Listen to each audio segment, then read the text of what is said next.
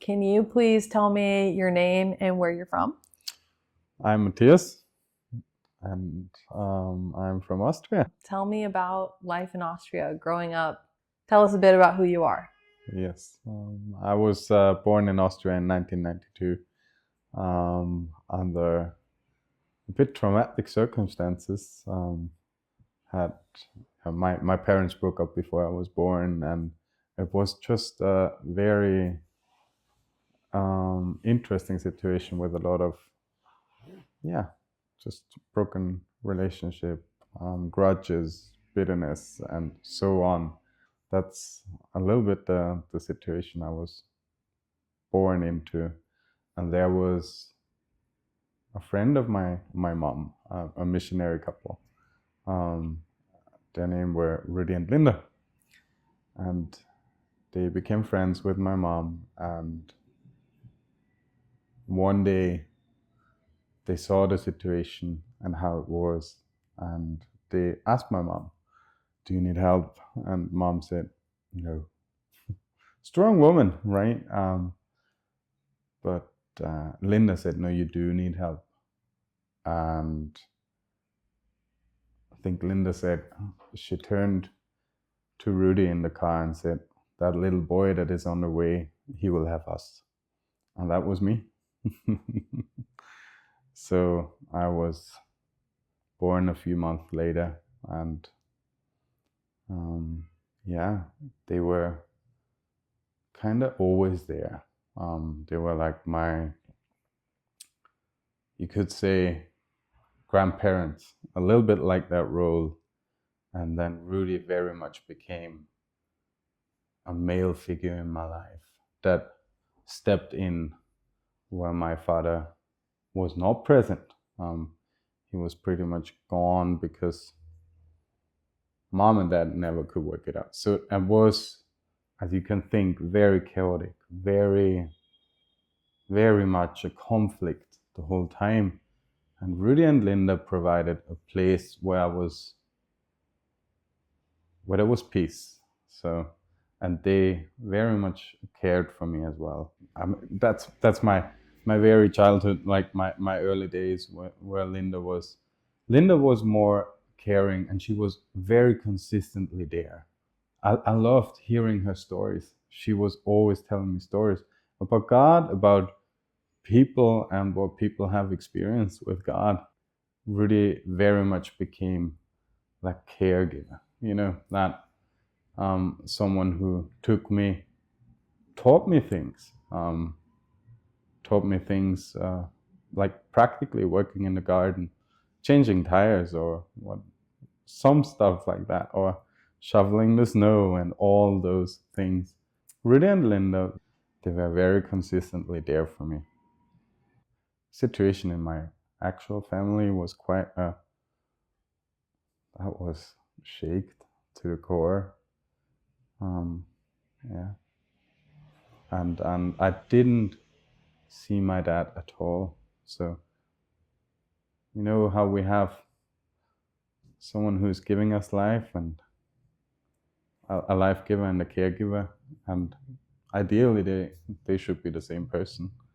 But in this case, it was really Rudy who stepped into that role for a while. So yeah, and I always took them very much for granted. They were just there. They were just Rudy and Linda. Never questioned them, because it already started, of course, having some conflicts in thought, in my thoughts with my dad. Yeah, that was big, and created a void inside of me that I didn't really know how to fill.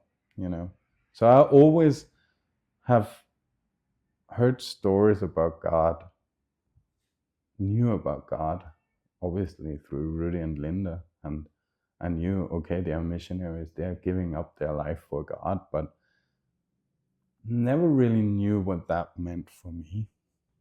I think, I got to this place where I knew all of that, could not, like, but I seen chaos in my life.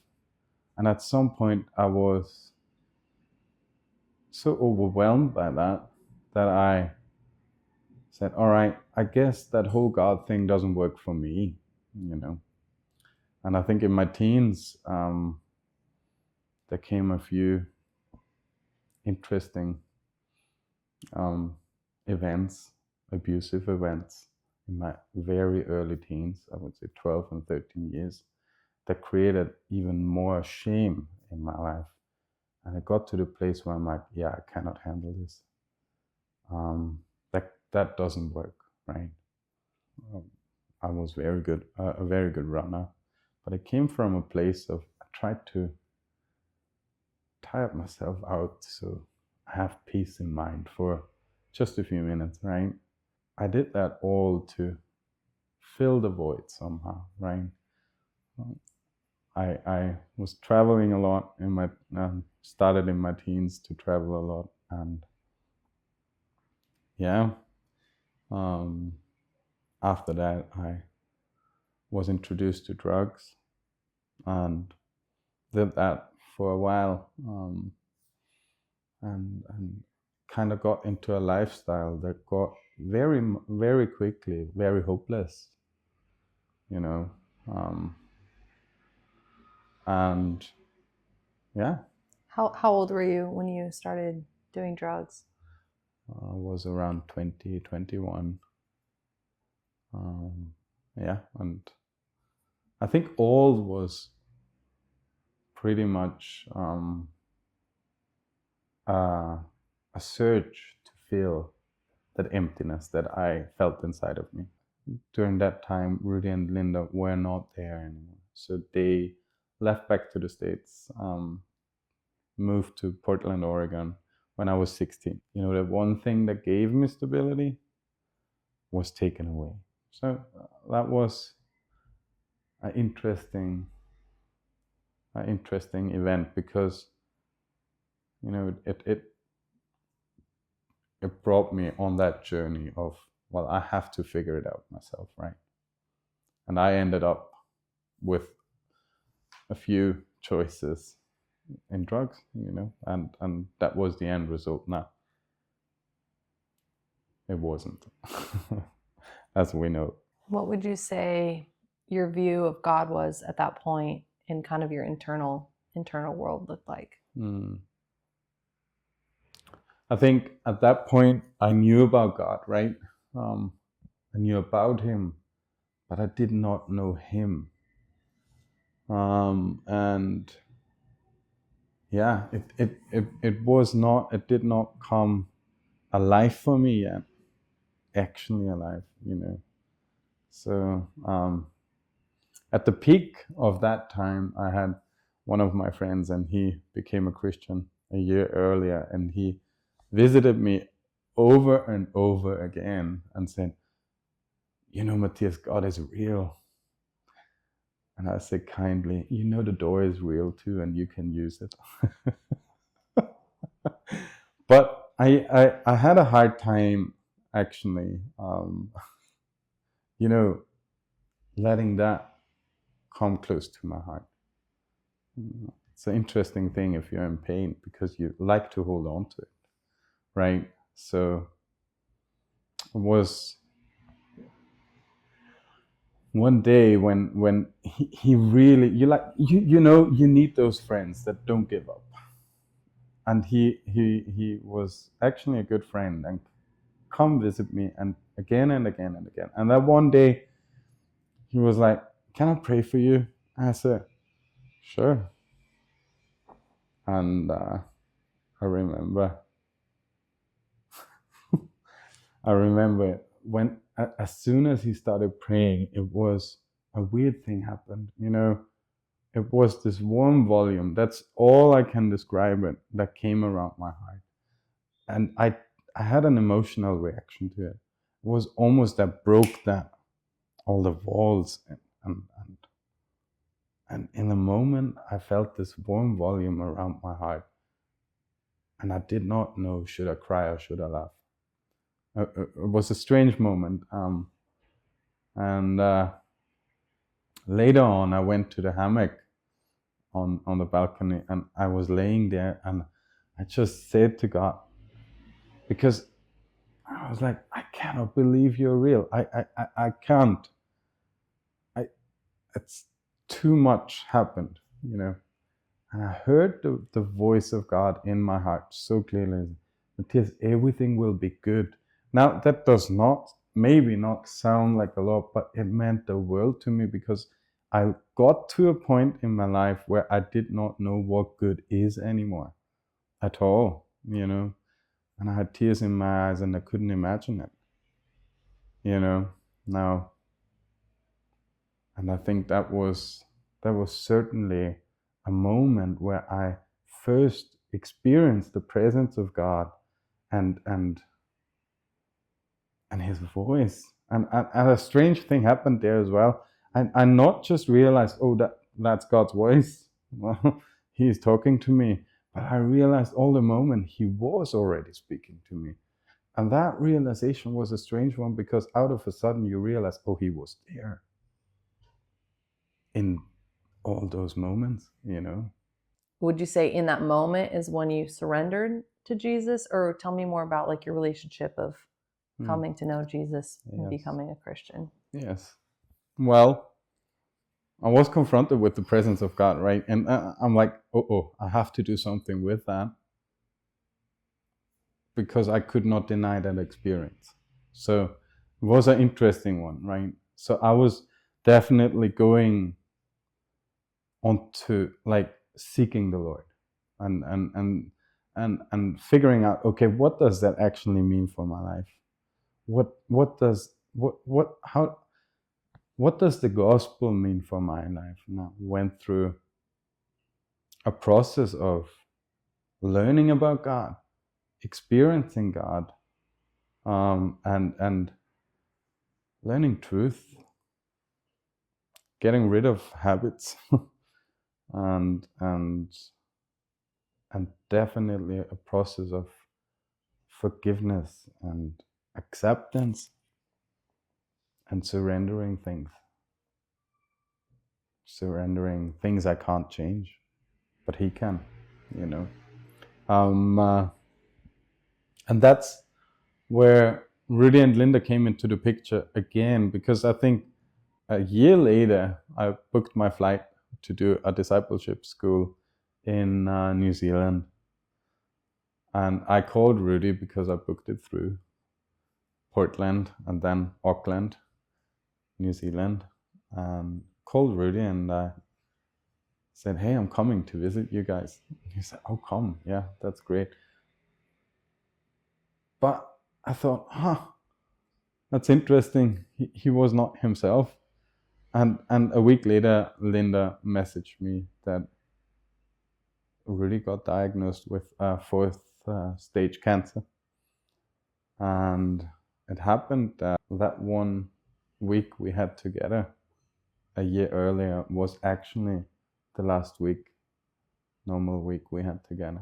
I remember that moment when I was like, oh, thank you, Rudy. Thank you for everything, you know. What would you say in those moments? Well, yeah. I remember when I closed the door, shed a few tears. I wouldn't see him again, you know. 2 months later, Rudy passed away. It was like if you would pull away the carpet underneath my feet. Couldn't believe it. I could not believe that he was actually gone. I heard the story when he passed, just the day before he passed, Rudy's last words. The elders came from his church to pray for him. He was at home and they were talking about Rudy, and you know, it seems like he had no reaction. He was just laying in bed. And then the elders said, well, we probably should pray for him. And Rudy out of a sudden said, that's a great idea. And then they prayed for him, and he gave a last strong amen. And that was actually Rudy's last words. What a man of God, what a role model, what a friend he was, you know. I remember I was sitting in New Zealand in a garden with orange trees, and I was sitting there at night and I was looking at the stars. And you know, sometimes you have those moments where you think you make something up in your head. That was one of those for sure. But I felt like the Lord was saying to me, Matthias, choose a star. And I was like, yeah, right. Okay. But I've chosen a star anyways. I have chosen the brightest star in the sky because it was New Zealand's southern hemisphere. So I still would know it in Europe. So chosen the brightest star. God just said, every time you see the star, be reminded of what Rudy has done for you. I never told anyone about that. You know, it was one of those. I think I told 2 people about that story, because I honestly thought I made that up, and I had a good one made up. But 2 years later, I was in a Bible school in California, and I remember I was laying at a basketball court with a friend, and we were staring at the stars, and it was a strange moment where the stars were almost consuming me, my very being, and it was like, wow, that God made them for us. That's amazing, you know. Yeah, when you have those realizations, I'm like, wow, you know. But I shared that story, how, you know, I felt like God was saying, choose a star, and just shared that story with that friend, and never thought about it. I just shared it, you know. Next day, we met with a group of students, and someone came up to me that I had not spoken before to, like, had no conversation, didn't know that person, and she started prophesying me, giving me a prophetic word and saying, Matthias, I see a star. I see it's the brightest star in the sky, and I know this star is connected to your heart.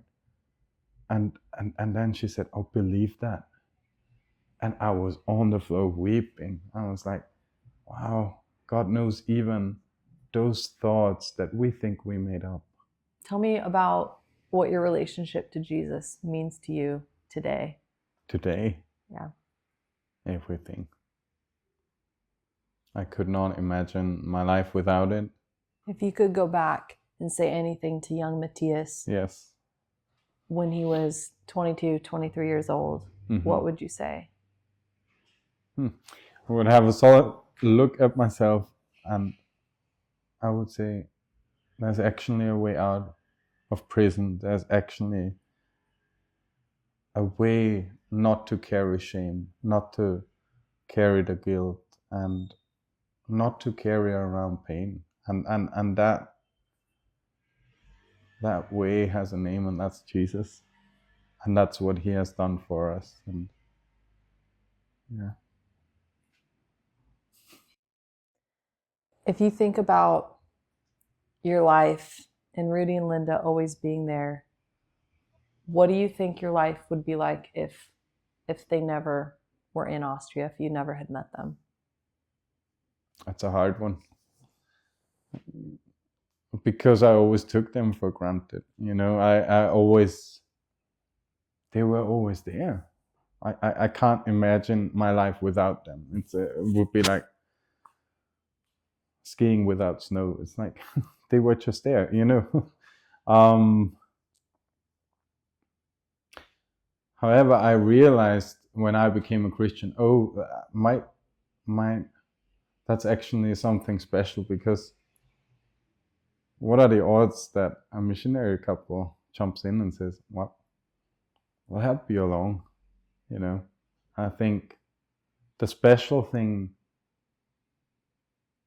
about Rudy and Linda was the faithfulness, the consistency, the commitment to people, to God, to the church, to a region, to a country, to pour their life into it and to pour what they have to give into it, right? And I have benefited a lot from that, right? So I think it was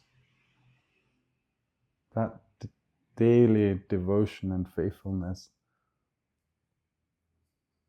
that taught me so much more than any word would ever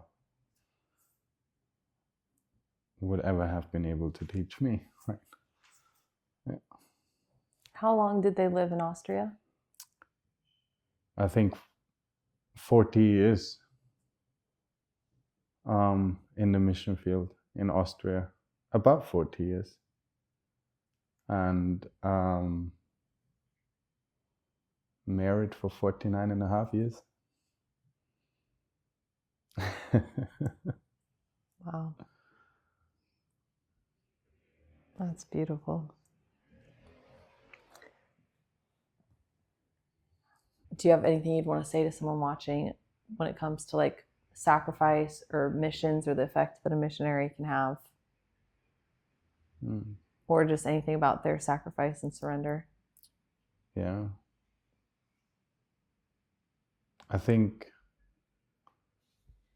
that one thing that made the most impact was they were so practical things, you know. Sometimes we give so much credit to, you know, pray for someone or do the spiritual work, but actually consistency, faithfulness, and really pouring love and care into me was that one thing that impacted me the most. Is there anything, looking at Rudy and Linda, when it comes to your own faith, that like a legacy that you want to leave behind based on how they've inspired you? Legacy. Well, I think that there is something very interesting that was connected to my own healing journey, where I realized, because I very much thought I don't have a legacy. You know, all I got was chaos. So when I worked through my stuff, and that is very much connected to the forgiveness and acceptance of the situation, to my actual dad, where when I did that, when I accepted him for the dad I got, you know, God showed me something, and that was an interesting one, because I said one day to God, well, I don't have a legacy. And he said, no, you do. And he showed me, or Rudy, when Rudy was a very young boy, he was born in Poland and immigrating to Germany for the hope of a better life when he was 5 and his sister was, I think, 2 years younger, or so. And then his mom passed away. And they were given to a old German couple that took care of them, and until he was 14, so quite a while, right? And then his father found them both through the Red Cross. He immigrated to Canada after the war, and he took them back to Canada, and then Rudy was reunited with his dad.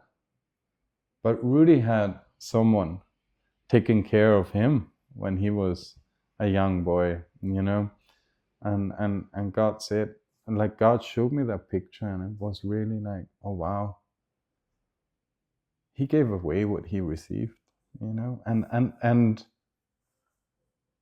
that is a legacy that I received, which is God given, and I am so thankful. Now, will I take care of someone someday? I don't know,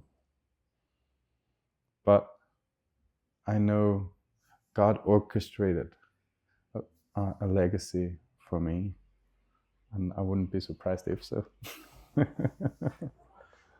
There's a poem that one of my friends wrote after I got that prophetic word with the brightest star, and I would like to read that poem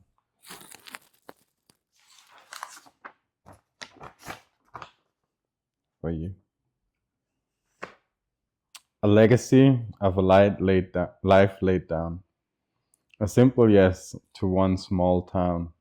God seeing the beginning from the end, sending a father, sending a friend. Not going to be the star of any show, but daily faithfulness in a place with lots of snow. Candy canes and long amen, showing up for the one time and time again.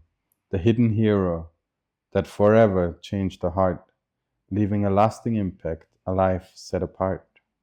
What if he was sent just for one little boy? Something tells me he would say, well worth it, it would be my joy.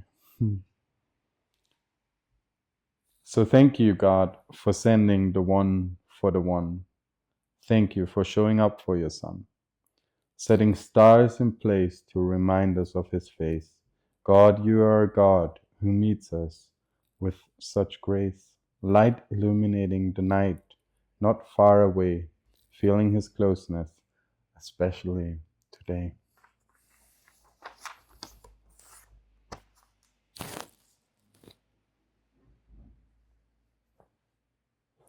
Thanks for sharing, Mathias.